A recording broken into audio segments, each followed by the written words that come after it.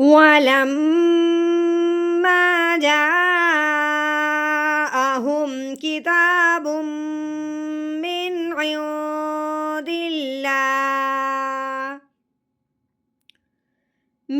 عند الله مصدق لما معهم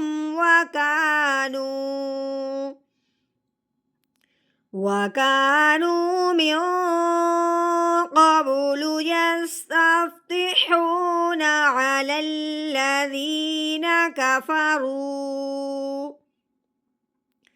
فلما جاءهم ما عرفوا كفروا به فلعنة الله على الكافرين.